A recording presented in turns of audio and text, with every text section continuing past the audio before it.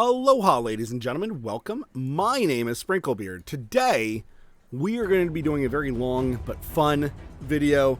This was a special request from one of my viewers, and I absolutely loved the request. So we are going to do this, and unfortunately, it's going to be a very long video. So buckle up, get out a notebook, or just be paying attention.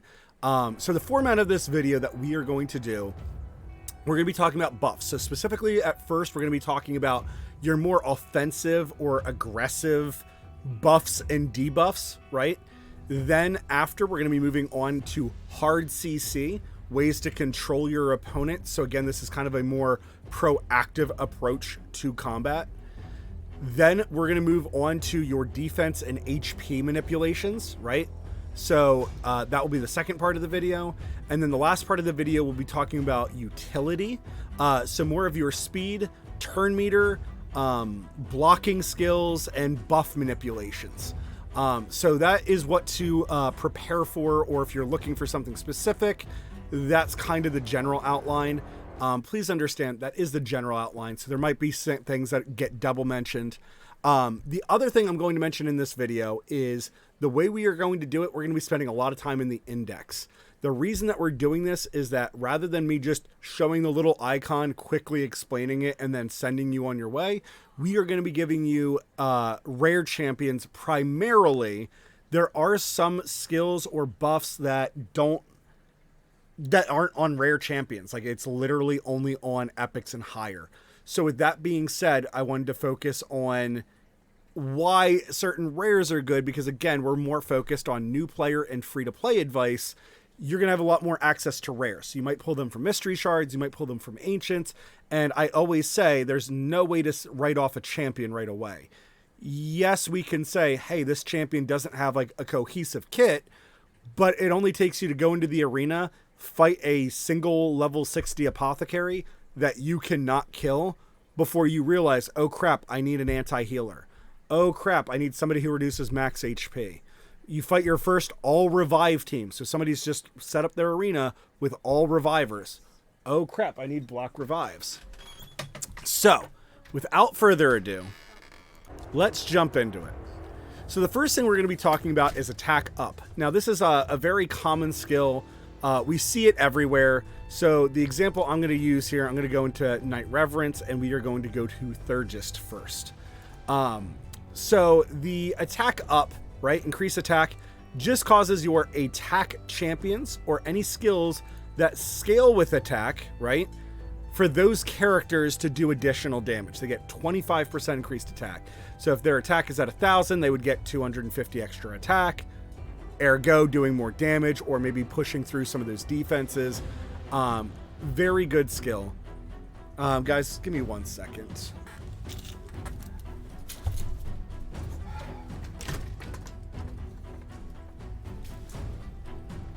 Sorry about that. We recently moved my computer down to the first floor, and now it's very noisy. All right. So anyways, attack up. Right? There's the simple version of it where you're just increasing the attack of your character, or maybe your team. And then there's certain characters that might do a better job of it. So here I'm just showing off Thurgist and Arcanist as increased attack, right? So it's that singular sword. This is very important to learn if for the arena more than anywhere else, right? But it's also useful like when you get to like things like Doom Tower, because there's times where you'll be just taking a buttload of damage and you might not understand why. So understanding, hey, why did they suddenly do twice the damage that they were doing before? Well, maybe it's because their spirit host went first, right? Increases attack by 50%. So the base attack up is 25%. The increased attack up, the boon, as I'm going to be calling it for the rest of the video. So the I'm going to be using boon for a better buff. And then I don't know what to call the smaller, to be honest. I haven't really made a name for it. But boon I'm using for like when it's the bigger increase out of the two.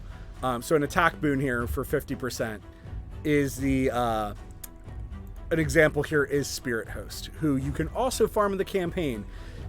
The other thing I want to say in this video, guys, we are going to be reviewing some of the same champions over and over. That is for the ease of the video. If I really wanted to be like only one champion I'm going to show off for each skill, I'd be spending an enormous amount of time here. All right, so counter to this, right, we're going to go from the attack up to the attack down champions. So if you want to lower your opponent's attacks, and this is where knowing the champion types, right, if they are attack based or defense based, can help a lot for you to deal with their damage types or have a better way of interacting with them.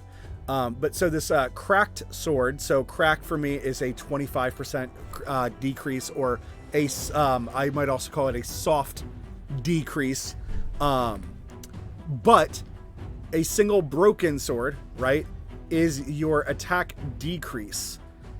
So if a champion is attack based, or if their attack, their action ability, I guess is a better way of saying it, is attack based, you can decrease their damage. So here on Ripper Fist, who is a rare focused on anti-healing, but also can decrease attacks, this skill would absolutely lower his attack quite a bit. And as you can see, he doesn't even have a whole lot of defense or speed. So sometimes decreasing his defense or decreasing his speed won't feel as impactful. But obviously, if you decrease his defense, he'll become, he'll become like paper. So another example, though, for this would be Gladiator.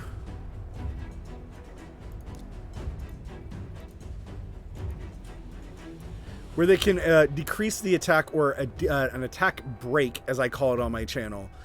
It is 2 swords, and obviously the 1 sword is now broken. So just like the buff is 2 cross swords, the debuff for it is the same thing, just slightly tweaked. And then obviously the different color coordination, right? Buffs are all in blue, debuffs are all in red. I really appreciate that about this game. I think it's a really smart decision, making things obvious to the players, right? So that is our attack break, attack up and attack down. So now for offense, right, we're going to talk about crit rate. So we're going to stay in here, and we actually go back to Arcanist here. So she has a soft increase crit rate, which is quite the amazing thing. This can absolutely help you when you are trying to reach your 100% crit rate on your champions. Now, attack champions are not the only ones that need crit rate. HP champions or defense champions can greatly benefit from it. And there are even a bunch of supports that they have certain skills that can only activate when they crit. So you don't want to leave that up to too much chance. So you might want to throw crit rate gauntlets on your characters. But skills like this can also be a way for you to cheese those crit rate requirements, right?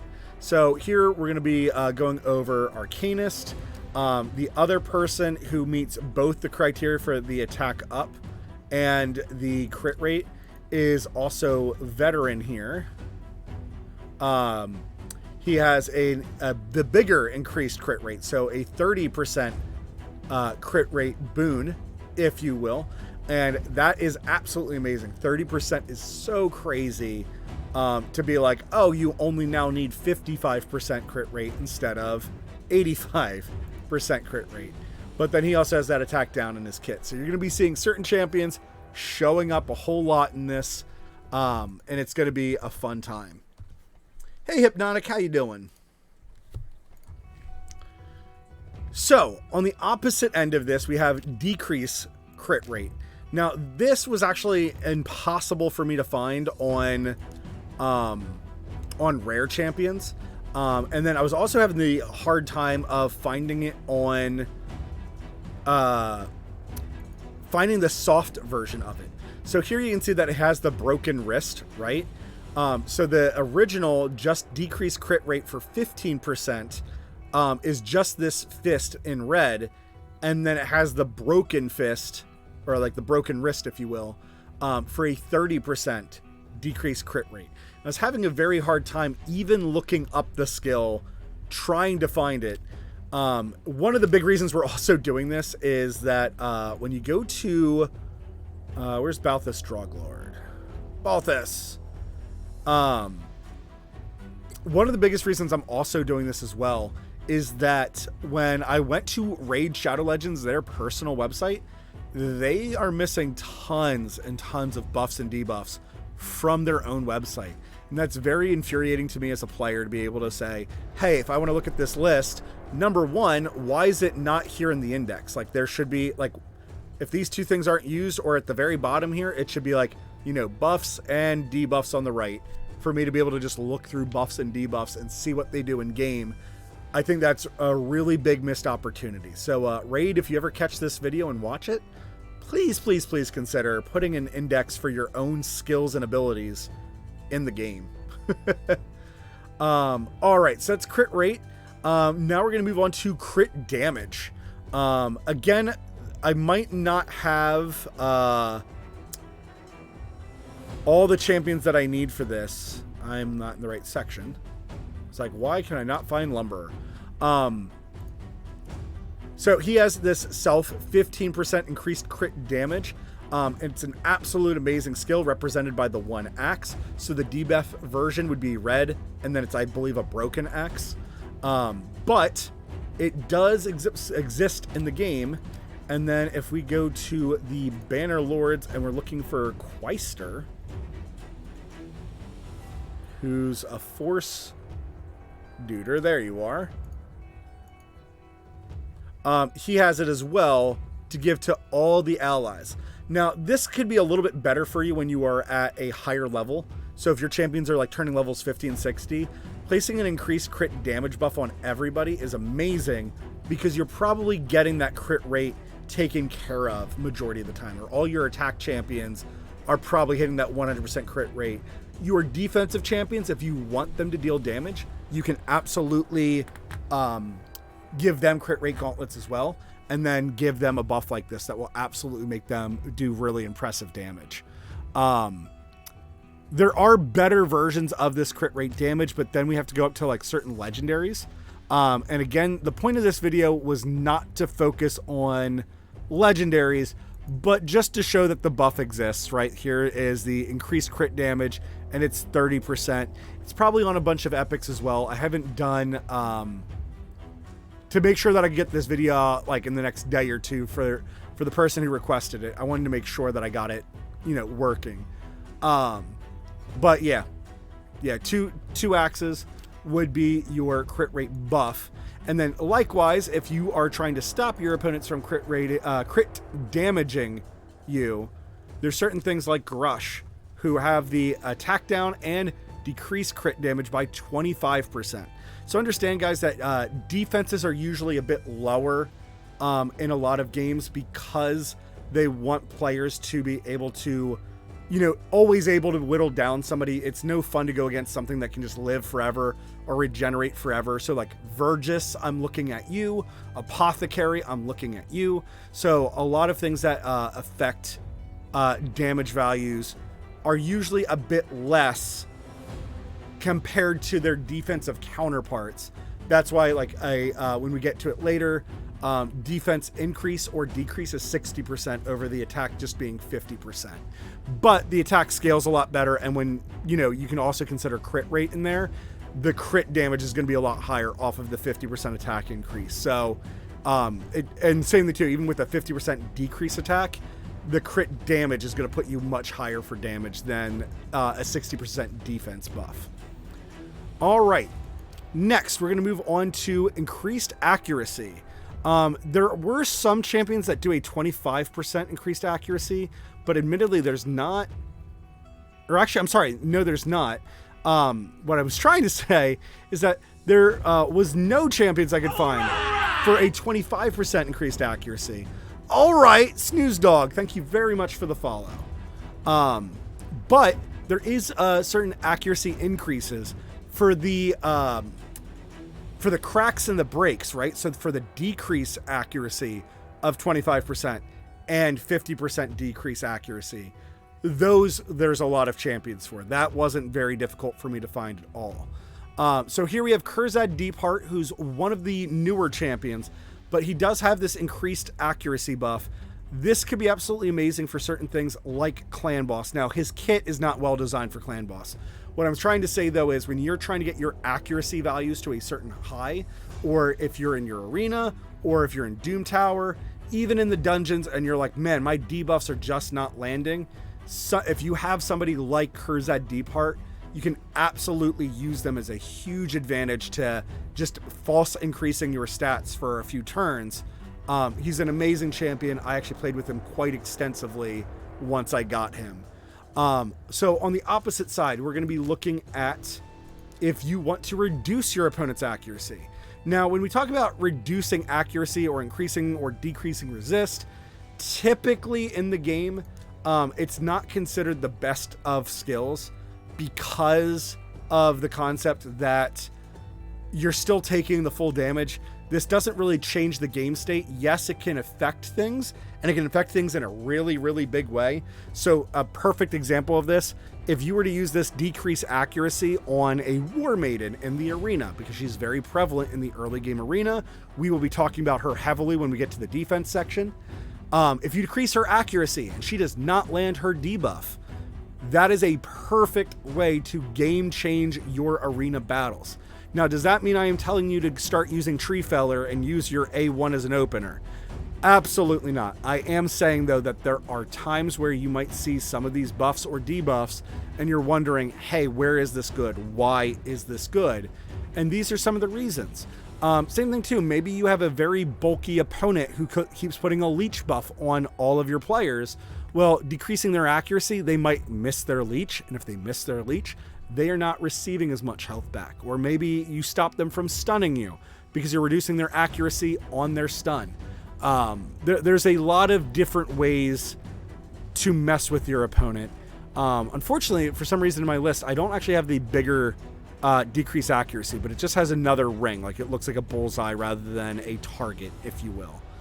So that's a little bit of a missed opportunity on my end. So the next things that we're going to be talking about are all really weird circumstantial concepts in the game, meaning they don't have a counterpart to it. So first, for instance, here, we're going to just we're going to stay right on Tree Felling, jump right into bombs. Bombs are this really cool debuff. So they have a timer on them. And then as they decrease and they get down to 0, just like a poison or an HP burn, I know we haven't talked about them yet, but when it's your turn, that's what causes the counter to go down. When they get down to 0, the bomb will detonate and it ignores your defensive stat. Bombs scale with the stat that they're placed with. So in this case, it would be an attack bomb. This does not mean that if they place a bomb on your head, you can lower their attack and cause that bomb to do less damage. I believe that the bomb, when it's placed, determines how much damage it's going to do. So if you already have them with an attack down, you could cause the bomb to deal less damage that way. But there is no counter bomb in the game at the moment. There is no ability that it's like, oh, well, you could just increase your health or increase your defense, prior to the bomb. So it makes the bomb one of the best debuffs in the game. But obviously one of the problems to it is that it's backloaded, right? So you have to put the bomb on, then you have to wait turns for it to go off. And that's not always realistic. There's plenty of times where you will die trying to get bombs on your opponent and getting them to go off. So please understand that they're one of the hardest debuffs to work with, but that's why they have such a big return of ignoring defense. There's plenty of champions that do bombs. I'm just using Tree Feller here as the example for it. Next, we are going to go to a legendary only ability at the moment in the game. I was thinking about not showing this, but I think it's important that as more champions come into the game, understanding that there is an ability called Hex. So what Hex does is when you're in the Minotaur lair, it causes you to take double the damage from Minotaur. However, that is not the way it works in PvP, and a lot of the new champions coming out that have a Hex, it does not do that. Rule the Hunt Master here, I think, is probably the scariest person with the Hex. He actually has a passive that decreases the speed and resistance of people with a Hex. This is the only way that I know of a res interaction in the game. No other champion, I think, has a resistance debuff in the entire game as it currently stands. Also increases the damage to enemies under Hex debuff received by 10%, and decreases the value of their heals they receive by 30%. This is like a ridiculous thing, and then throughout his kit, he has ways to... the Hex does other things as well. Certain other champions that have the Hex, there is the Skinwalker legendary Cleopetrix, who also has a Hex in her kit, which is quite the amazing thing. And then last but not least, and the original, was Thea the Tomb Angel, is a heavily Hex-based character, where she does additional damage for people having Hexes. She's probably super terrifying. Unfortunately, I only see her in Doom Tower, and because I outspeed her, most of the time she's dead before she ever gets to attack or do anything. So, with that being said, I'm still in easy Doom Tower. But these are the hexes in the game, and right now they're kept to legendary champions. But if you get one of those legendary champions from an early shard, or let's say you're just gung-ho and you're like, I really want Thea for that hex, well, there you go. Right now, as I'm recording the video, only 3 champions have it. The next consistent debuff, and probably the last consistent debuff, and then we're going to be talking about weird offensive content. We're going to start by talking about Weaken. So in the game, we have Huntress, and we have that's the better Weaken. I actually didn't want to show that off. There's 2 types of Weakens in the game. So there is Weaken, which is a skull and crossbones, and it is 15%. So what Weaken does is it just causes the target to take an additional 15% damage. So no matter what's hitting them, just additional 15%. And then things like Huntress, they apparently have the 25% Weaken debuff. So, ergo, there is the Weaken debuff. The way that you could counter this, and we'll touch on it more in detail later, is you could use the Strengthen buff. There we go. There's the regular Weaken. The 15% Weaken we have on Candleguard. Candleguard is one of the newest dwarves added to the game right now. She's actually quite the amazing champion. But yes, she has the soft Weaken in her kit.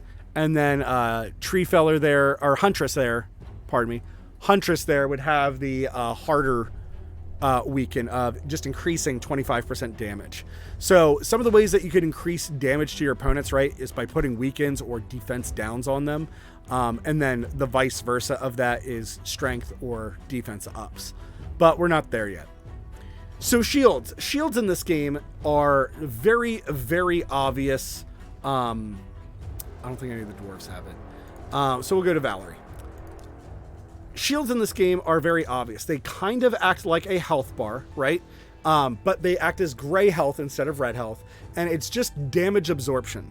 What makes shields really amazing, besides the fact that they absorb damage and they will be hit first, they also stop lifesteal. So anything that would gain life from dealing damage, when they hit a shield, they do not gain life from it. So shields actually have this double purpose of not only do they prevent damage, they, in a sense, could also prevent the healing of your opponent when they try to use a skill. Like, if they do use a skill that deals damage and siphons life from that damage. So like Spirit Host, for instance, her A1. Let's show this off real quick. Spirit Host is going to be talked about a lot in this video. Attacks one enemy, heals by 50% of the damage inflicted. That is only true to red health. And there's certain other ways that you can kind of counter abilities like this, but shields is kind of like the most basic way of doing it. However, is there a way to get through shields in this game? And the answer is yes. There's actually a bunch of champions that I did not know about. So as I was recording this video, I was really happy at how many champions actually do ignore shields. So if you're getting frustrated in the arena, but you have champions like Purgator, there are ways for you to get through it. Or the Magic Keep is very focused on the shield mechanic. The Magic Keep is where you get blue pots from the dungeons. In the dungeons, you go to the Magic Keep and you get blue potions, which is used for ascending. Not the purpose of this video, but it's heavily based on the shield mechanic. So that is why we're kind of going more into detail here. There's also Chevalier. Chevalier, where are you? You're Bannerlords, and Hallbreader, who's also Bannerlord. So, Chevalier. Where is your ability? He has the ability to go through shields, right? And through block damage. We're going to be going over that in a second. So, remember that Chevalier here does have a way to get through block damage, but also shields. And then... oh my gosh, who was my last person? Hallbreader. I did not put these things in the best order in my little worksheet. There we go. Through shields and block damage buffs. There's certain champions that you will see a lot of, and you're going to be like, oh my gosh, this block damage is so frustrating. I am here to tell you that there's characters like Hallbreader who have increased 40% crit damage in their kit and can go through shields and block damage. And a lot of teams that play with block damage, they're probably not using shields. So it's a very rude surprise when you just plow through what they're doing at any time. All right, so next we are going to be talking about block damage. So here I have certain characters, and again, we're focused more on the rare champions. As you get higher to like epics and legendaries, you are going to be seeing these skills a lot more. This is meant to help you guys off at the beginning of the game when you're like, hey, I've never seen this. What the heck is this? How do I deal with it? And he's not in here. Where am I looking? Seducer, you're in the undead. Seducer. So he puts an ally protection on all allies. So this means that he'll be absorbing that damage, 50% of that damage. But then he also puts a block damage. So he stops taking any damage at all. 0 damage will hurt him. No poison, no HP burn. No bombs will hurt him while this block damage buff is on. So I guess that would be the way for you to interact with bombs now that we're talking about it. Since it will just block damage. But it's not necessarily the best or like the most available skill in the game. So that's why I don't want to focus on it too much. And then characters like Templar, who you can get through the campaign, they have a Provoke skill, and with a block damage attached to it, makes the skill really, really amazing. So something to consider in this game, that if you come across things like block damage, there are ways to remove it, right? There's ways to decrease the turns that they keep on the block damage. There's characters that can steal the buffs. It is not almighty by any means, but specifically in this part of the video, we want to talk about characters that can also ignore block damage, right? So we have certain champions like Gormask, who you can also farm in the campaign.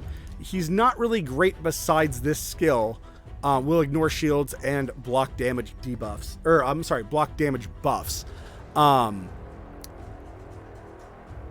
there also are things like Skink, Chevalier, and Jiro Jin. So since we already showed off Jiro Jin, we'll jump over here to Skink. And where is yours? His A1 will ignore block damage and shield buffs. That is actually a very, very amazing A1. So if you have Skink, even though his kit is not necessarily the best, he does have a very good use for blocking damage and ignoring shield buffs, which is a really fascinating thing. And then the last one that we named was Jiro Jin. Now, Jiro Jin is an epic. Again, for this video, there's certain epics that I do have to show off, but he has an ability where not only does he ignore target's defense, he will also ignore unkillable and block damage. This combo is ridiculously, stupidly rare in the game, making this one of the skills that I just absolutely had to shout out when making this video. The last one that we have not talked about is Unkillable. Now, Unkillable is kind of one of the more frustrating ones. The most people will encounter it when they are in faction wars or occasionally in the arena. But there's this champion, Paragon, and I don't know why the game decided to do this, but places an Unkillable buff and an increased attack on target ally for 2 turns. Well, he can target himself with this, And because of booking, it can get down to 2 turns, essentially making him unkillable permanently, meaning you can never win. And because it's Faction Wars, you don't always have the right kit to deal with Unkillable. So this is also on certain champions like Gnarlhorn, who is a rare Skinwalker. So you'll probably see this first in the campaign. He just makes himself unkillable for 2 turns, but his is at least on a 3-turn clock. So what champions in the game can penetrate this skill? Ironically enough, it's an epic and above only. There are no rare champions that currently ignore Unkillable. So we have Genbo, Rhodos, and Genzin. So first we'll start off here, but Genbo, as long as he has an attack increase on himself, so I'm sorry, we'll look here. So long as he has an attack increase on himself, he will ignore unkillable buffs. This is a very amazing skill because there's a very, very famous arena nuker known as Skullcrown who will put an unkillable buff on herself when she gets too low. This would allow you to attack right through it. I personally have Genzin, and I've been using Genzin a whole lot lately. He can ignore unkillable and shield buffs. Very, very amazing skill. And then the last person that can do this was Rotos, the undead groom. Wow. Rhodos, the lost groom. There we go. I know how to say words. Where is the ability? Is it his passive? There it is. Ignores unkillable and block damage buffs. I had to look around a little bit for it. But it is there. The other way, and probably the more new player friendly way, if anybody is like, yeah, but those are all legendaries and epics, how do I as a new player deal with that? The simpler answer is the entire next section, and then the more complex answer is going to be at the end of the video when we talk about buff and debuff manipulations. So we're going to jump right now into the next section, which is hard CC. So the way that I have these organized is the softest of hard CC to the hardest and strongest of CC. Now, this is my opinion on these, so please understand that as we are reviewing these, this is just me thinking out loud. Hey, I think, this means the character's still alive, they're still going to do their thing, or their character is still the most threatening, and then as we go through the things, they become less and less threatening, right? So, in this game, first we're going to talk about Provoke. Provoke is one of the best skills in the game, right? It is a taunt, which is what a lot of other players are going to know from other games about. What it means is that your opponent who's affected by Provoke, they will have to attack you with their A1. Now, the bad thing about this is, right, they still get off their attack. They are still allowed to act with their A1. And there's some champions that even when they're provoked, they are still going to be terrifying as they attack. And you're going to be like, oh, I guess provoking a Skullcrown really isn't a hard CC. So with that being said, please understand that a Provoke has a time and a place to be amazing.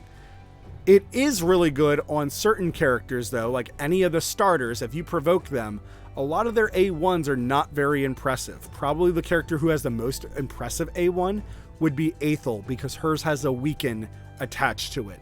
So provoking any of the starters can be a very amazing thing. It stops them from being able to use their A2 and A3. Because they are provoked, they have to attack with their A1.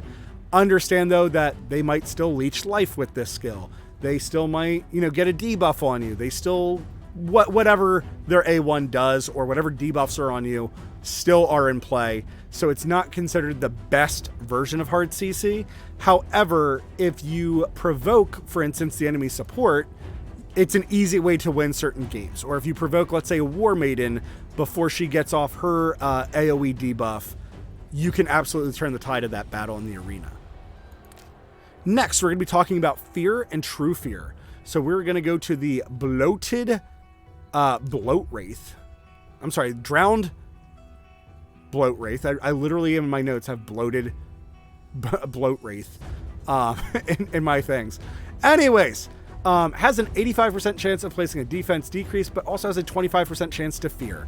So in this game, the way that fear works is that you have a 50-50 chance of winning this coin flip. If you win the coin flip, your character will act as normal. If you lose the coin flip, your character loses their turn. The reason that this is so low on the list is that there is that 50% chance your character will get to act with very little defect. Like, you know, like you put a debuff on them and it has a 50% chance to work. So with that being said, it's one of those things where I felt like it deserved a lower spot on the list. So the fear icon is this little mask that looks like it's afraid with the hands on the face. And I'm a little sad that that's not the true fear. Now for the true fear, I'm just going to go up to a legendary and show it. Yeah, unfortunately, I never did find a rare champion that has it. But the true fear is the mask, and it looks like it's like screaming and running or attacking, however you want to think of this skull. But true fear has the same benefit, right? It is the same exact skill, that 50% chance they are going to act as normal and they don't care that they have been feared. The other 50% of the time, their skill that they try to use will go on cooldown. Now, obviously, this does not work if it's an A1, but let's say you use your true fear on the enemy, Mashalad, and they go to use their A3, but the true fear kicks in there and causes them to lose their turn. Their A3 will also go on cooldown. So if it's at 4 turns, it will then be on that 4-turn cooldown when 3-turn cooldown when it's their next turn. But true fear can be very brutal. Again, very amazing against certain things like supports, that they're more about using their skills, not necessarily about their damage that they bring. So not getting off a buff, a debuff, or a heal on a certain turn, provokes and fears and stuff on supports can be super amazing. So next, we're going to be talking about the sleep mechanic. Now, the reason that sleep for me gets a little bit higher than provoke and fear and true fear is because if you were to time this out properly, you can use a sleep like a stun. Now, sleep in this game has a very, very odd, and this is very common in turn-based combat. How sleep works is your character is asleep, and then when it's their turn, they lose their turn to wake up. However, because it is sleep, if the character takes any damage, they will then wake up. So certain things like an HP burn could waken up the party. So you don't really want to pair certain things like sleep with HP burns or poisons or AoE nukers, right? Because if you attach a sleep onto a character, but then you instantly wake them up, you're really defeating the purpose of you putting the character to sleep.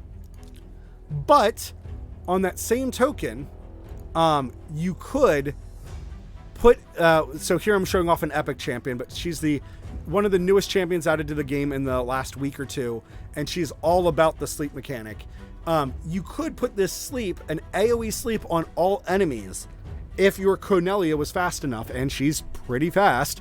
But you could make her go first in the arena, and then if the enemy team outsped you or outsped your other champions, they'll all just basically lose a turn, right? They're asleep. The bad thing about sleep is that it is easy to break. Now, the allied team, right? If you have somebody that's asleep, the only way to deal with it is to remove it via like a cleanse or a decreased buff turn meter, like turn count, stuff like that. But when you're attacking into it, you know, just use certain abilities like your A1s and just avoid attacking the sleeping target, and it will act just like a stun. It's a very interesting mechanic. So for that reason, I put it up a little bit higher than provoke and fear and true fear. In terms of personal preference, though, sleep is one of my least favorite things, where it also kind of stinks because you can't have one of your teammates attack a teammate to wake them up, which I think would be a really cool mechanic in the game, but fortunately it's not here. Next, we're going to move on to freeze. Freeze is probably the most common of the hard CCs that you will be seeing the most of. Maybe, like, it's not, I don't want to say it's the most memorable. Where is he? I'm not in the rare section. That's why I can't find him. Rotting Mage. So he has a freeze. So the way that freeze works in this game, it acts like a stun. So now with things like, in order, but Fear and True Fear, Sleep, Freeze, and Stun all have kind of this special ability that, let's say the character that you are putting to sleep has a counterattack buff above their head, right? So specifically there's a Dwarf. Let's go to him real quick. The Paranoid Dwarf. At the beginning of each round, he will put a counterattack buff over his head. So a way for you to deal with counterattack is you could put him to sleep, and while he's asleep, he cannot counterattack, but obviously once you hit him, he would counterattack then. But for freeze and stun, he can never counterattack. There's no circumstance that he can counterattack. But for like sleep and fear and true fear, there's a chance for him to get through those. Sleep obviously just being that if you slap him, he would wake up. Anyways, we're talking about freeze. Freeze is a really good hard CC in this game. Right now, as I'm recording this video, Ninja is a thing, and he can AoE freeze everybody. With that being said, freeze, what makes it a little less powerful than just stunning your opponent is there is no way for your opponent to get out of it. It's just once it's their turn, they get out of it, but they lose their turn. However, while frozen, the target gets kind of like a strengthen buff where they take 25% less damage while frozen, right? So if a character is under freeze, your whole party is going to be doing less damage to that target. However, freezes show up a lot more in the game, and they're generally easier to put on, or a lot more champions seem to have a higher percent chance for a freeze buff to land versus the stun. So the huge advantage, though, is that stun. Stun's one of the hardest things to put on the game, although some champions do have it on their A2 and A3 at a very high chance of it happening. So here, Rotting Mage, if you fully booked him, would have a 100% chance to stun a target. Stun just means that they cannot take any action, they cannot retaliate, they cannot counterattack, they can't cast any of their skills. It's just they lose a turn when it's their turn next. It's one of the best and hardest CCs in the game, uncontested in any way, shape, or form. So things here like Rotting Mage has it. There's plenty of champions that have it. So again, just to show off two of the rares that have it. Ashwalker here also has a high percent chance of placing the stun on a target.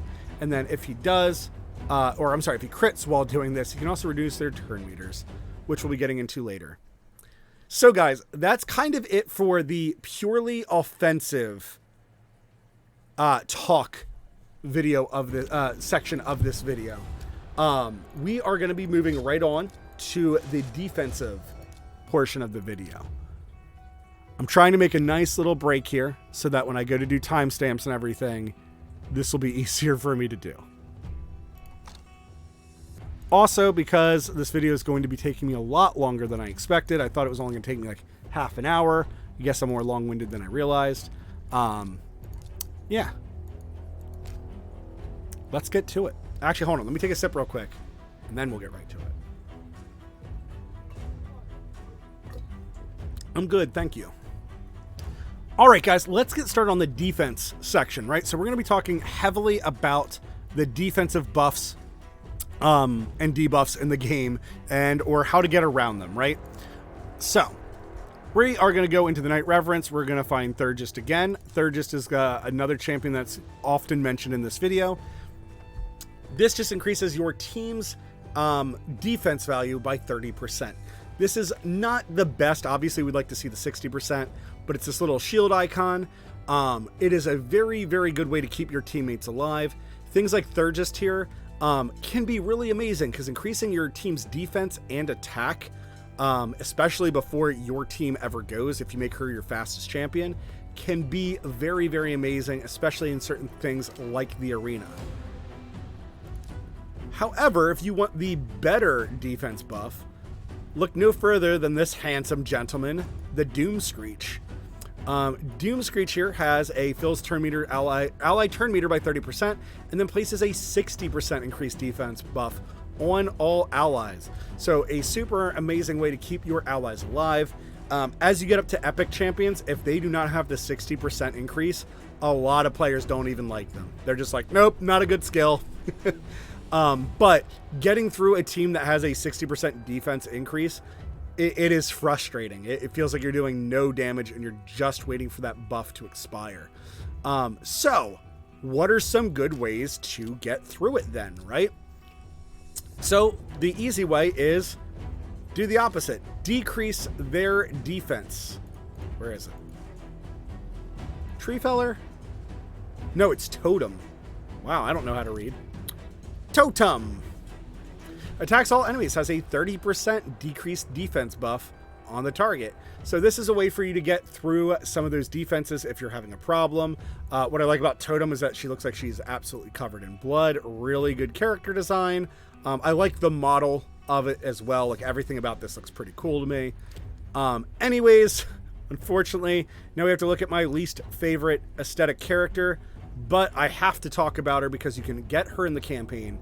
Now, before you ascend her, before you get all 3 stars on her, she only has a 30% decreased defense. Girls, a 30% decreased defense debuff that she puts on everybody. But when you ascend her, she gets up to that 60%. What makes War Maiden so amazing is that you have a 75% chance, or after fully booking, a 100% chance to do it to all enemies and decrease their defense by 60%. This will make even the tankiest of characters feel squishy for your team to attack into. So it's a really, really amazing skill. What if you want to dissuade your opponents, right, from attacking into you? Well, there are certain characters that have a reflect damage. Now, this skill is not one of my favorites in this game. There's block damage, reflect damage. This is not one of my favorite skills in the game. However, it does have some cheesy uses that can be good. Or if you're trying to stop like the leech buff or debuff. Wait, did I skip over that, by the way? Okay, I must have it in the health manipulation section. If you're trying to deal with a elite, like a team that's putting on tons of leeches, reflect damage would be a great way about doing it. So here's the reflect, the 15% reflect damage. So it looks like something's bouncing off the shield or deflecting off the shield. However, there is a rare that actually has the better version of it, and it's quite good because the champion's very squishy, but it is Pantera. She has the 30% reflect damage, which it makes it look like everything is bouncing off the shield. But a 30% reflect damage, especially on a champion that's already squishy, means that the attacker will be taking a whole load of damage as they attack. We already talked about shields earlier because we were talking about how to penetrate shields. So I'm not really going to go into great detail with shields. So we're just going to name another shield champion in the game. But here we have Grappler. He also has a reflect damage with his shield. The huge advantage to shield is not only does it act like a normal health bar, right? So it just absorbs a bunch of damage for your champions. The other thing that's great about shields is that they stop characters that would use things like leech or have lifesteal gear on.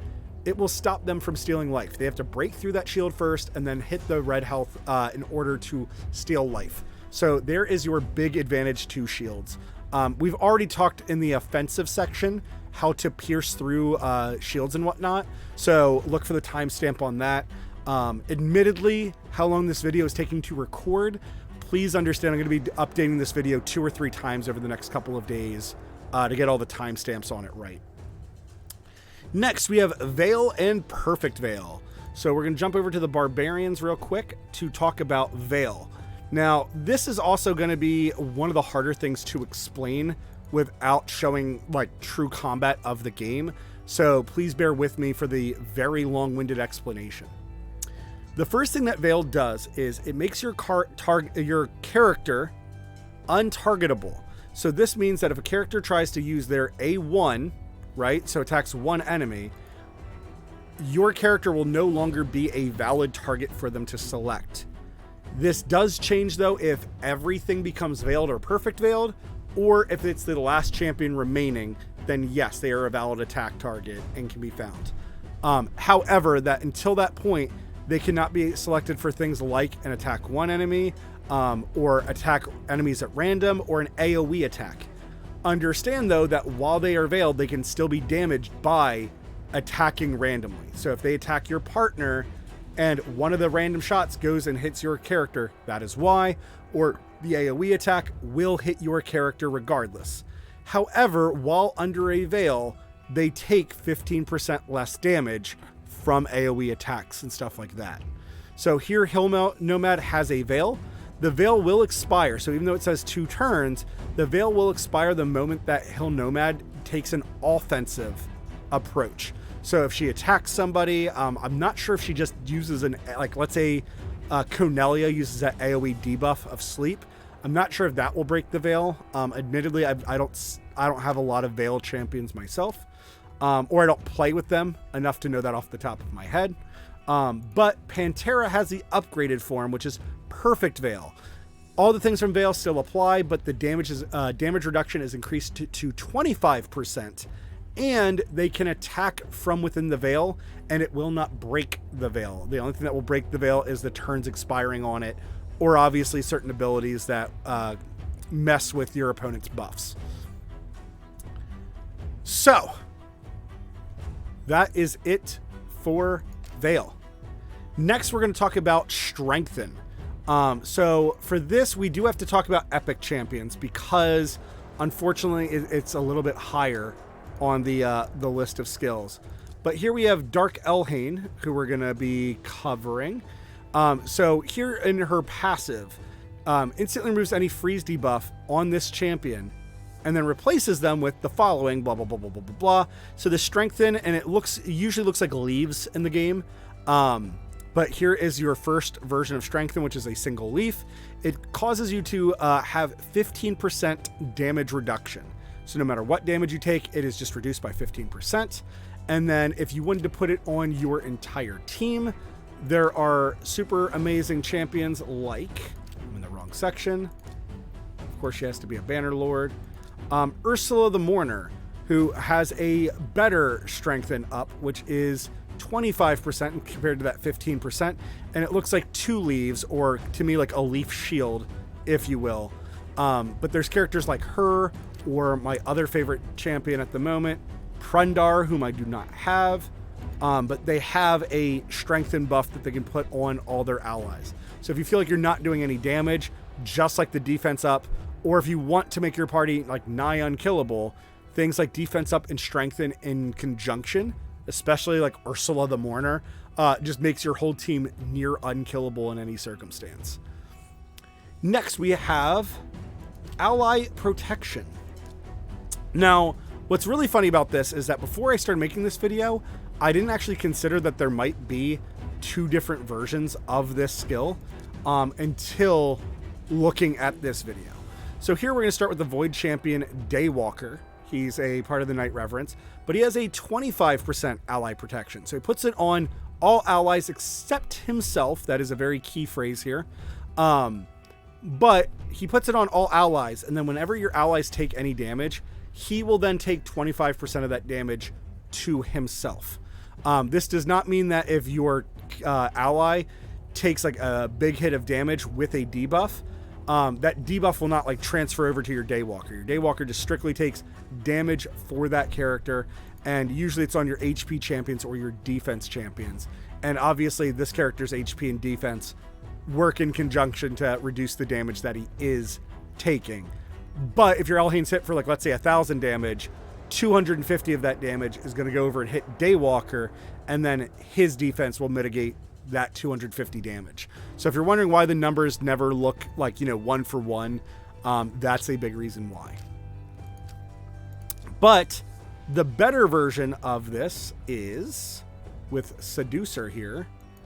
Now, Seducer does need another champion, Temptress, to activate this, but it's the hands together and they're looking like they're clapping now, right, with the little spark animations here. But it's 50% of the damage that allies would take. So instead of them taking, that 1,000 damage, 500 of it would go to Seducer. The thing I will warn you about is that if you ally protect everybody and then your entire team gets nuked, Seducer is going to take the damage from the nuke, and then he's going to take an additional 50% from each character, But the advantage again, though, is because of his defense stat, and on Seducer here, 1300 defense is quite the impressive defense. He would mitigate a lot of that damage before taking a lot of that damage. So then we next will have, there it goes. Wait, he doesn't sound like he would be part of this. Must have the wrong name. I don't. I do not. Here we go. Counterattack. That's not counterattack. Counterattack. Counterattack is one of the more amazing skills in the game, right? There are certain ways to counter it. Sunday, do you, ma'am, Sunday girl, come here. Come here. Stop. Ma'am, I'm recording a YouTube video and you're barking. It's not fair. It's not helpful. Thank you. I know you hate counterattacks. Yeah. That's why you always die, huh? Yeah. You don't understand how to play games. Counterattack is exactly what it sounds like. So when your character has this counterattack buff above their head, as they are struck with damage, so this does not include like HP burn or poisons, but as they are attacked, they will then attack back. There are ways for you to get around this. So we've mentioned certain things like fear, true fear in the offensive video, freeze, stun, sleep. All of these are ways for you to get around counterattack, where you could immobilize your opponent so that they cannot counterattack. Understand though that there's still times that if you're attacking and you have a chance to put on that debuff, they could counterattack in response. In some of the cases, not necessarily all the cases. Sunday Bear, thank you for all the kisses. This makes my day.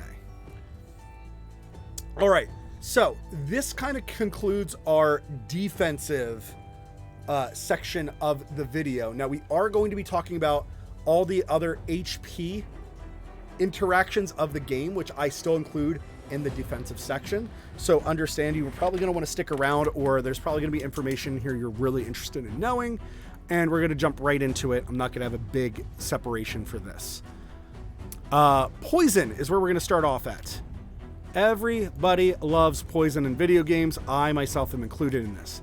So a soft poison in this game is a 2.5% poison debuff. This works off of the character's max HP. This is also one of the best way to kill bosses in the game, is using poisons. However, 2.5% obviously means it's going to take you forever to ever kill the boss, right? You're going to need 50 turns of putting poisons on the boss in order to kill him. So let's cut that down to 20 turns. If you put on my math is wrong. Anyways, cut it down to 20 turns if you do 5% poison debuffs instead. So as you can see, the little poison just looks like a little poison bottle over top. The stronger poison is the poison bottle with the classic skull on top of it. So very amazing skill, and again, because it works off of max HP, it is one of the best. We're going to talk about the other damage over time ability, and then we'll talk about how to counter it. Because the other ability is HP burn. HP burn, and for the record too, this applies to poisons, but the way both of them work is that when you poison or HP burn your opponent, once they take a turn, once they take action, that is when the damage ticks will happen. So this means if they have things like Unkillable or block damage, they probably won't take any damage, or you'll be frustrated that they didn't just die at the beginning of their turn. Certain things like bombs, right? You could also live through with Unkillable or block damage. HP burn, the way that HP burn works is it causes the target to take 3% of their maximum HP. But the difference between it and poison is HP burn. If you HP burn one champion, it actually affects all the other champions. That when it's that character's turn that is HP burned, so let's say we have Kale, who is HP burned, his other three teammates, Aethel, Gallic, and Elhain, will also take 3% of their maximum HPs as well. So characters that can HP burn everybody, so that's usually reserved to like epics and legendaries. But just to show off that it is a skill in the game and it's kind of terrifying. If you were to HP burn everybody, I guess he actually doesn't have it. So where's Mordecai then? Sacred Order? Mordecai. Has a 75% chance or a 100% chance to place HP burn on all enemies. This could really stack up the damage, right? If you're talking about a 4-man party, when every person in your party goes, that is 12% maximum HP done to all of those characters. That is why HP burn is set to so low at 3%, is because when you put it on a bunch of things, it really stacks up. And then things like the Spider Queen, who has like 12 spiders with her, that's 36% max HP damage as each one of those spiders takes a turn.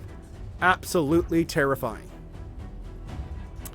So, what is one of the ways to counter poison and an HP burn? Let's instead talk about how do we extend poison damage, or how do we increase poison damage as well.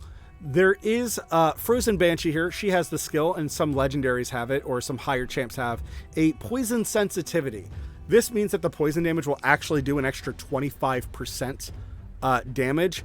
And then certain bosses have a better version of this, and it looks like, I think it's Fangs here at the bottom of the poison sensitivity, that cause your character to take 50% extra poison damage, which is absolutely obscene. Obviously, it's 25% of that 5% HP, but all these numbers add up really fast, and 50% poison damage.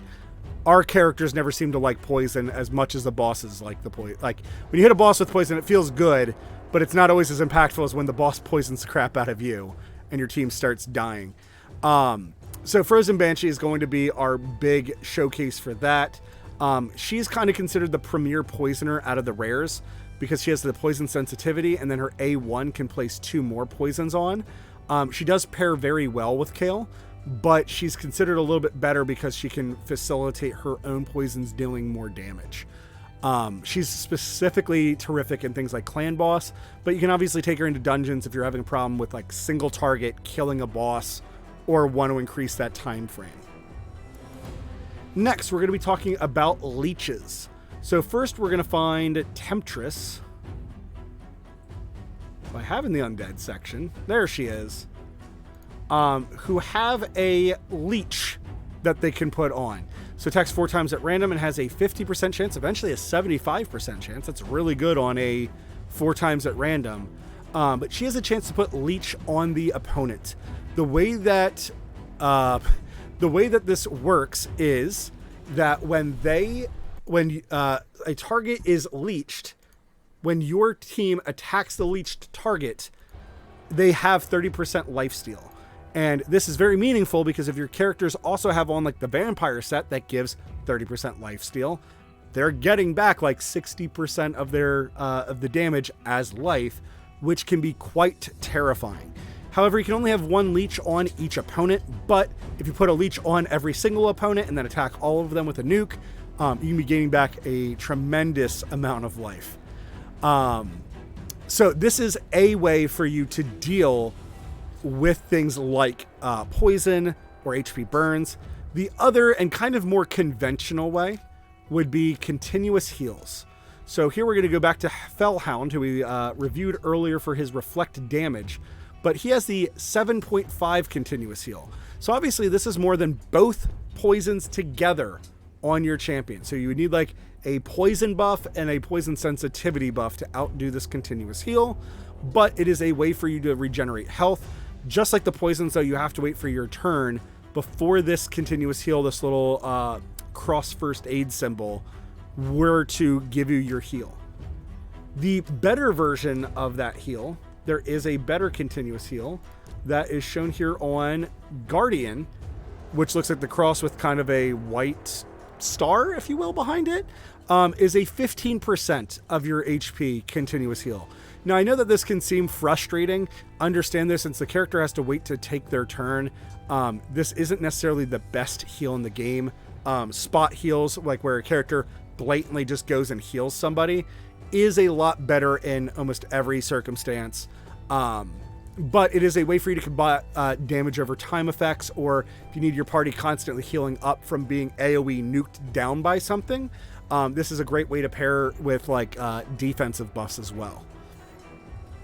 So What if your opponent is using all these skills, right? They're using Leech, they're using continuous heals, and you're like, I've got to stop this. This is super frustrating. There's got to be a way. There is. It's something that I actually really like in this game. Pretty much everything has a counter or has a way for you to get around it. Here we're going to look back to Ripper Fist, and he has the soft heal reduction and the harder heal reduction. So the soft heal reduction, right? Each hit places a 50% heal reduction for 2 turns if this champion has less than 100% HP. But if he's below that 100% HP, he can put on a 100%. I'm sorry, if his HP is full, he puts on a massive heal reduction. Indigo, I love that joke. For anybody wondering about the joke, you have to tune into my streams over at twitch.tv/SprinkleBeard to find out. But this shows that, you know, the healing has the chain, or maybe a band-aid, if you will, limiting the healing, and then 2 band-aids would stop all healing. It's one of my favorite debuffs in the game. I wish it was a little bit more prevalent or useful. Unfortunately, it kind of goes along with the resist that it's only good into certain very, very specific comps and whatnot. So it's not something you're always going to be looking for. All right, so next we're going to be talking about a skill slash the ability that follows after it, right? So first we're going to start with Reliquary Tender, and we're going to be talking about revives. So there is a revive skill in this game, but there is also a buff that activates on death called Revive on Death. Go figure. But anyways, it looks like this. So when your character dies, they are revived with 30% of their maximum HP upon dying with this buff on. They will just instantly resurrect back up. Do you mind turning down the TV a little bit, brother? With that being said, there is ways to counter this. So the most common way that almost every single person knows, because the champion is touted as one of the best champions in the game, despite being an uncommon, is Armiger. He has a skill that enemies killed by this skill cannot be revived. There are other champions, though, that I was pleasantly surprised looking through this and being like, Haruspex has always been a joke champion for me, at least. And then looking through his kit, he can revive somebody, which I think is quite amazing, because that was something I did not expect from Haruspex. But then the other person that counter revives, where's my list? There it is Conqueror. And Conqueror you can actually get in the campaign as well. And he's got a bunch of good skills in here, but he has an A3 where you can stop people from reviving by killing them with this skill. Again, as you get higher up, there's certain champions that can like AoE nuke and block revives. And it's an amazing skill, again, into certain comps. But in general, almost every comp at high end will have at least one reviver or some type of revive. And if they don't, then they're heavily like defense, strengthen, continuous heals, unkillable comps type setup. All right. What if, right, you go through all these and you're like, well, there's still some other things that have not been talked about. So we are going to talk about another skill that is very useful, but it's not well balanced at the moment. I think they just need to heavily increase it. Decreasing the target's maximum HP. There's a couple of instances where this is amazing. So if you're fighting against a character who is an HP champion, reducing their max HP, therefore will start reducing their damage that they put out. This also works great against healers, that if you reduce their maximum HP, you put them very close into one-shot range or give them less to heal back up every time they try to heal. The last little bit would be, there is a Doom Tower boss where you have to decrease his maximum HP for him to lose this stupidly amazing damage reduction shield that he has on. Unfortunately, though, in the game, that's kind of where this ability ends. It's very difficult to talk more about this reducing maximum HP as being incredible.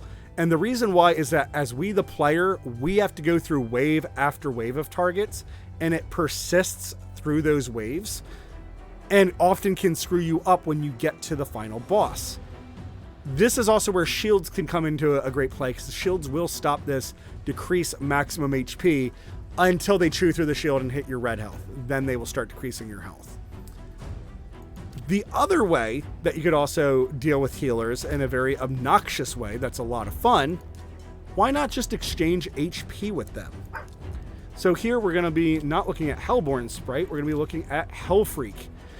You can literally swap HP with an enemy, and there is a legendary that can do it with an ally, but you can swap HPs, and therefore if you're playing with Hellfreak, who's got a lower HP and a lower defensive stat and is very squishy, you could cause him to take tons of damage, maybe put an Unkillable buff on him so he gets down to 1 HP, swaps HP with an enemy, so you take an enemy that's at full HP down to 1 instantly, get an extra turn, and then just finish them off with a quick swipe of the blade. All right, so that ends our defensive section of this video. So we're going to talk a little bit here for like 20 more seconds, just kind of to kill time for me to check my sparring pit, which apparently is going off for each section of this. And then we're going to get more into the utility in the last section of this video. And of course, once again, I need to keep up with my drinks. That way I don't die here from my like hour, oh my gosh, like hour and a half, 2 hour of talking.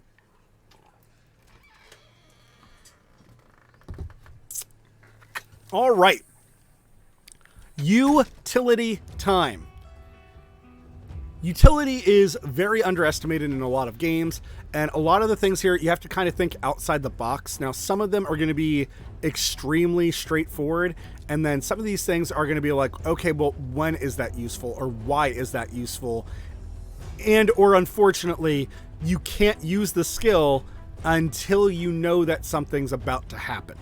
So, let's start with the easy ones first. We're going to be talking about speed up. Speed up. Speed up. There it is. Attacks one enemy. Places a 15% speed up on buff on all allies if this kills an enemy. So the speed up is just this blue boot, and 15% is the soft version of it.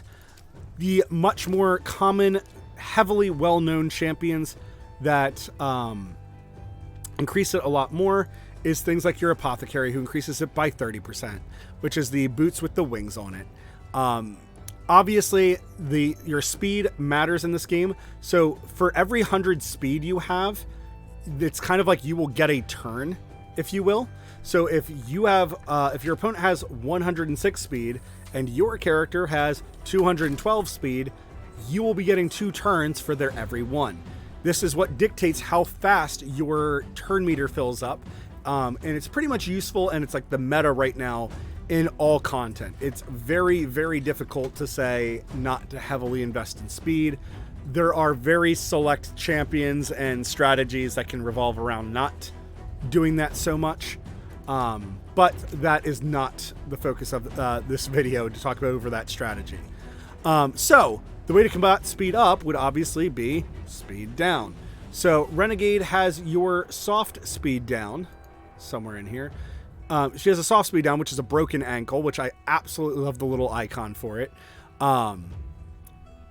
Renegade is also an amazing champion that we're going to be reviewing a little bit later. So if you ever get Renegade, absolutely do not use her as food unless you want to make a pretty big mistake in your life.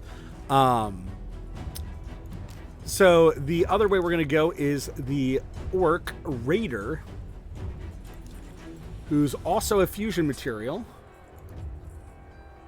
Hi, Sprinkles. But can decrease enemy speed by 30% by breaking everybody's ankles. Absolutely an amazing skill.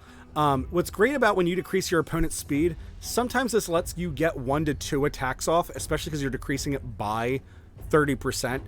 Especially if you pair it with like your team increasing speed and decreasing their speed. Or if this gives you more chances to like stun or freeze them, or they will feel like they just never get a turn if you decrease their speed.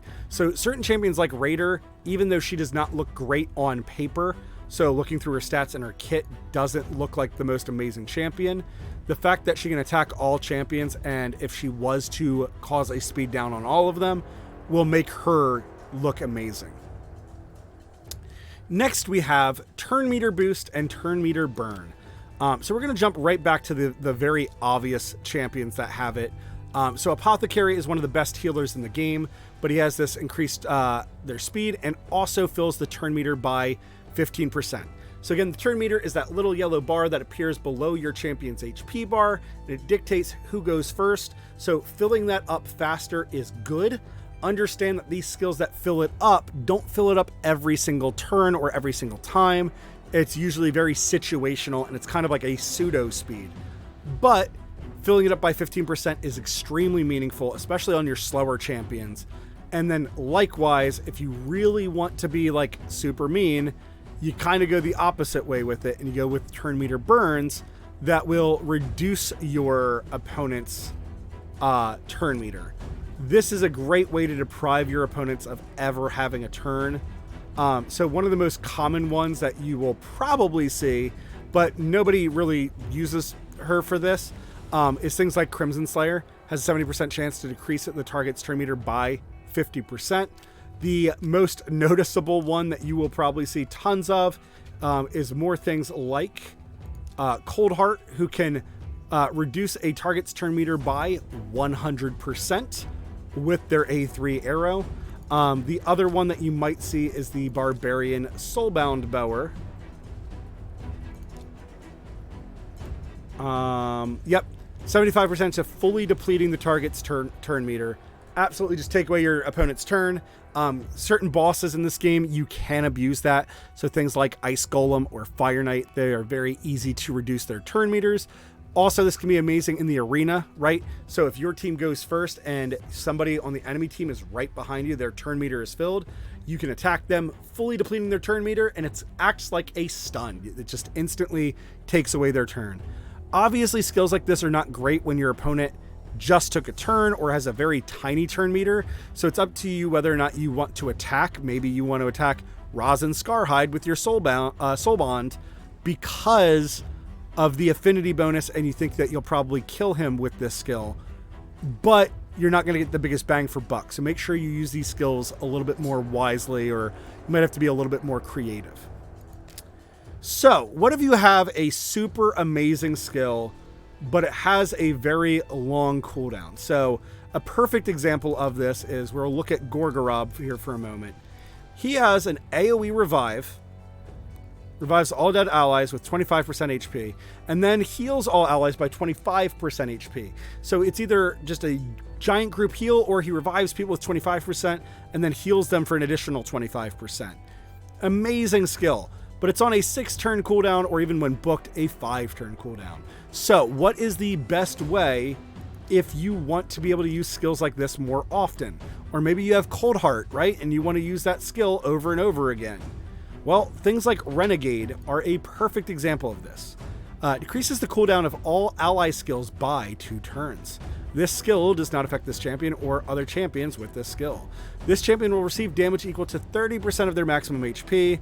This will happen even if it kills the champion. This skill is literally just to reset the attacks of your other characters, which is one of the reasons that Renegade is touted as a very amazing champion.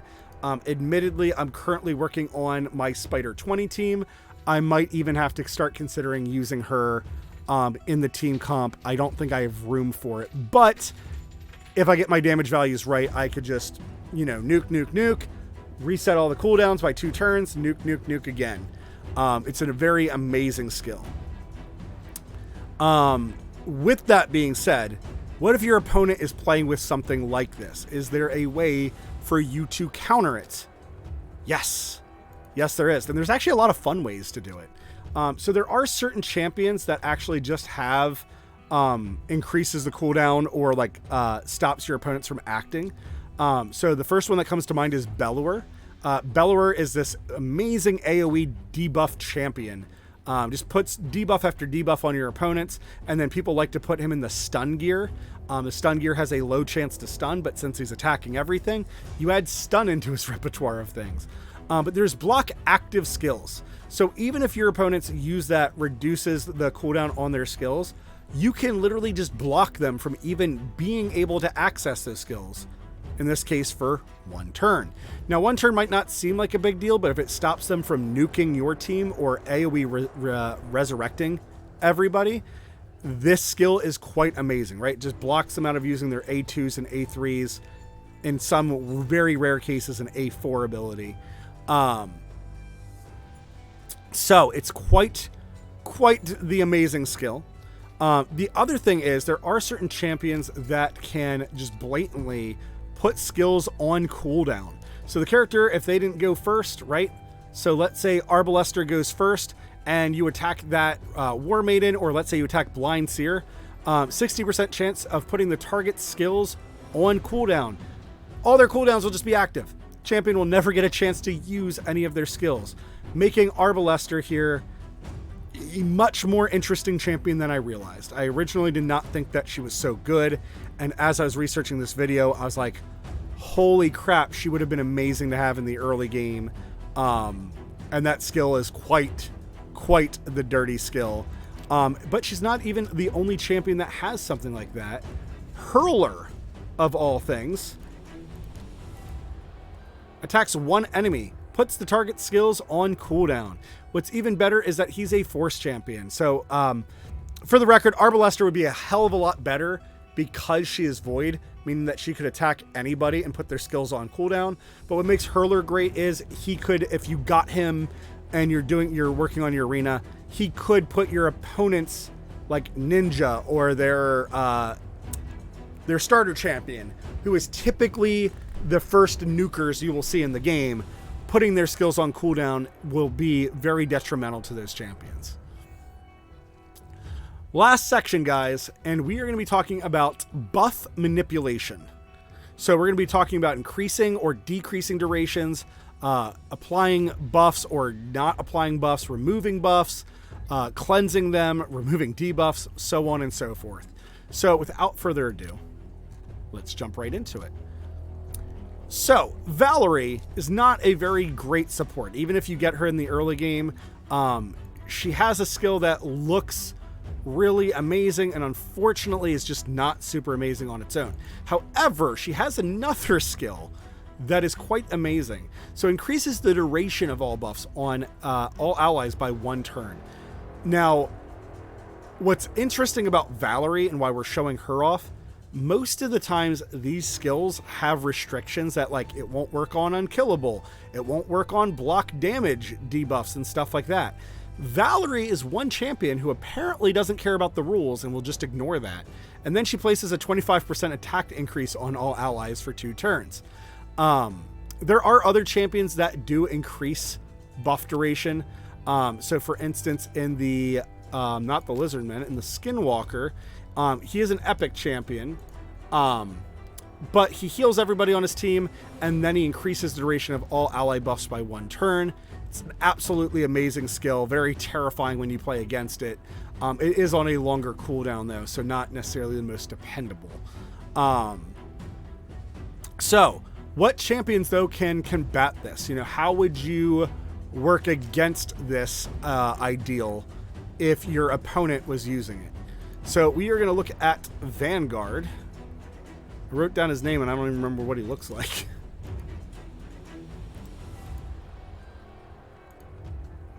Decreases the duration of all buffs on the attacker when hit.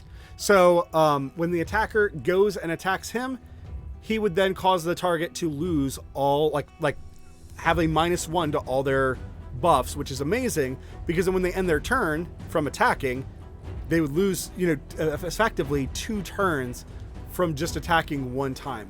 So Vanguard could be this kind of like interesting sleeper character that you have on your team to really mess with your opponents.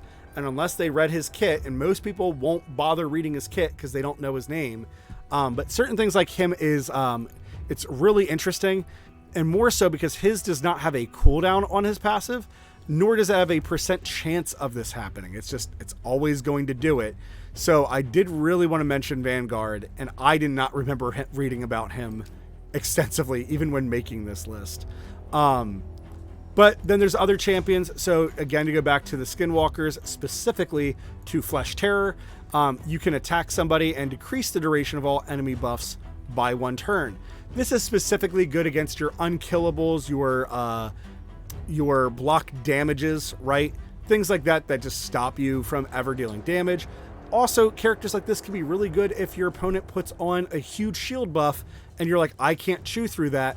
Well, just decrease the amount of turns that it lasts for. And if you go from decreasing it from 1 turn and you decrease the duration, right? They lose the buff. They're then free game for you to start wailing on. Magic Keep boss, I'm looking at you with this guy. A more clever way that you could go about this, right? And kind of both ends of the spectrum, you could block debuffs. So we are going to go to one of my favorite champions that I feel gets overlooked a whole lot, is Spirit Host. But she places a block debuffs. So it's the shield with this heart in the center of it. So while this is up, your team can no longer be debuffed. Now, there are ways around this. So things like turn meter reduction still works. Decreasing maximum HP still works. Oh gosh, there's a third one. I don't remember what it is. We'll get to it later. But yes, just because they can't receive a debuff does not mean that they're taking any less. Like, you know, they're still taking damage from the skills. So don't overestimate skills like this. And usually these skills only last for 1 turn anyways. So be careful when and how you use it. But it's amazing. The other thing, instead of messing with the turn duration, right? You could also just remove all debuffs from an ally. So that's a way that you could block them or remove them. So this skill by itself is one of the most amazing skills in the game, or like game-breaking skills in my opinion. And it's on a rare champion that's often overlooked. Other characters that have a skill like this, we have the Barbarian Marked. I'm apparently getting too tired reading this. But she has a block debuffs on all allies for 1 turn, and then a 60% increased defense. Very, very amazing combo to have on a skill. Great way to keep your team alive. And then the... Hi, Poppy. Hi. Are you trying to play? Are you upset because no one's playing with you right now? The other skill... I'm sorry, not the other skill. The other champion that would have this was Odachi, who's part of the Shadowkin. And I'm doing this just to show off that there's a bunch of champions with these skills. So block debuffs and increased defense. Very, very useful skills to have. And then contrary to this, you could put a block buffs on your opponent, which is probably a lot stronger than like block debuffs in most cases. But understand, whoever goes first in this game of blocking buff chicken, blocking buffs or blocking debuffs, will heavily win, with the exception of Spirit Host. Spirit Host just kind of wins either way. So she either puts on her block debuffs first, or she cleanses this and then puts on the block debuff. It's one of the reasons Spirit Host is just wildly amazing. But things like Thurgist have it. Things like Guardian has it as well. It's quite the amazing skill, often heavily overlooked in a lot of situations. But when you get this put on your party first in the arena, and then your party just dies, and you don't understand why, it's one of the worst feelings in the world, being like, what was that burning shield icon? It's, you know, block buffs from landing on your champions. So we've already done things like, I call it a cleanse, which is a removing of debuffs. So we already showed off somebody like Spirit Host. We do have other champions like Alkalite, who have remove all debuffs on all allies. So that's like your AoE cleanse. Or we have things like the Ironclad Orc, whose force, I believe, yes. Remove 1 random debuff from all allies. It is a way from you to get away from, if your team gets those block debuffs, well, you can make them 1 turn less with certain skills like this.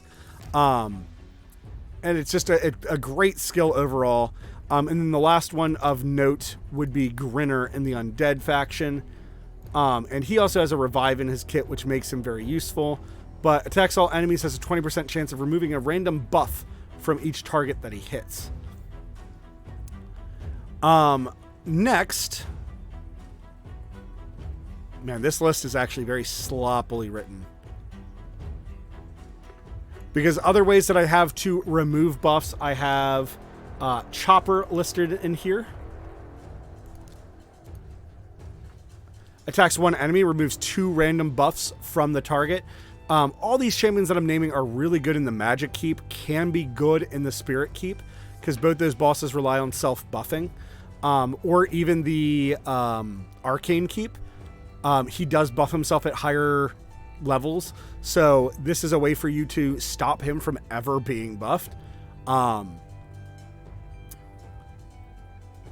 But if you want to steal buffs from your opponent or from the target, there are some amazing champions like Orgrim Jailer. Where is it? It's this one. Attacks one enemy, has a 40% chance of stealing 2 random buffs from the target. So it literally means you take those buffs and you add them over your head, and they stay on you kind of like for an extra turn, if you will. And I say it that way because if you steal the buffs and they have 1 turn left, but then you end your turn, that does not cause all of those buffs that you just stole to expire. They will last you 1 full turn. So understand that their clock is a little bit different than certain others. And then there are champions like Hellfreak who also have the ability to steal buffs from your opponents. Very, very useful, amazing skill in the game.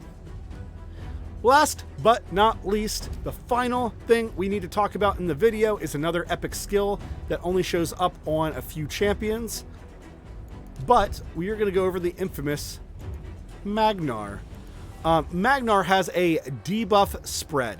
So what this means is that if there's an HP burn on your opponents, although Magnar cannot put an HP burn on opponents, you have a chance by attacking with this skill. Applies a debuff spread, which will take 2 random debuffs from the target and then places them on all enemies. So let's say you have HP burn and poison on one target. You then attack that target with this skill. You then fan the flames, and HP burn is on everybody. Having that poison on everybody can be a great skill. He is not the only champion that has it, but he is one of the few champions that have it. So the other champion that has a debuff spread is Harkin Greatblade. It's a very amazing skill, and the reason that I wanted to cover it in this video is it is something that you might see now that the Magnar is being released. I think he's going to be showing up a lot more in the arena and other places, maybe even Doom Tower comps. There's probably going to be a wave soon of just all debuffers and then Magnar or 2 thrown in there just to spread it all over your team, and you're going to need a cleanser to deal with it. But really, really cool skill. Really, it's got to be a lot of fun to play with. Unfortunately, I don't own either of the champions yet to activate them. Harkin would probably be the easier way, but she is an epic out of the Void Shard, so you have a very small chance to get her. But the whole point of this video, guys, is not only to go over all the buffs and debuffs in this game, it's to talk about those champions, right? When you get a champion, you're all excited. Oh my gosh, I got Harkin Greatblade. Look at her gigantic Claymore / Zweihander. It is the size of her person. Is she any good? And then somebody says no. Understand the reason that they might be saying no is that where they're at in the game, they no longer have a need for this champion or a need for a champion that does these specific skills. Unfortunately, the further you get into the game, and especially when you get up to having legendaries have some really amazing abilities that often do 2 or 3 things on each ability that just breaks the game compared to your uncommons and rares. This does not mean that you cannot win with just uncommons and rares. Understand, though, it is something that will slow you down from winning compared to the players that are playing with epics and legendaries. There are still some amazing rares that you can play with, and this does not mean that epics are also like garbage just because they're not used often. Understand, though, that you might then have to try to build your team around them. Magnar being a perfect example. If you got him from a shard, but you have no HP burn champions, he's going to feel like a worthless epic to you. Or maybe you don't need to spread around HP burn. So now you're like, well, now I have a champion that I don't really want, but I need HP burn to activate the champion. It is very understandable that you'll have a difficult time with this game at the beginning. This is just getting your head This is just to get your heads thinking about all the buffs and debuffs. Sprinkles, come here. Come here, ma'am. Thinking about all the buffs and debuffs in this game and the ways to counter or the ways to interact with them. I hope you guys learned something. If you did, please feel free to hit the subscribe button down below. If you like my content and the constant interruption of my dogs, Sprinkles, please consider following me over at twitch.tv/SprinkleBeard. And for more content, or if you want to support me, considering hitting the subscribe button over there or using your Amazon Prime. Guys, thank you very much for watching, and until that next time, ta-ta.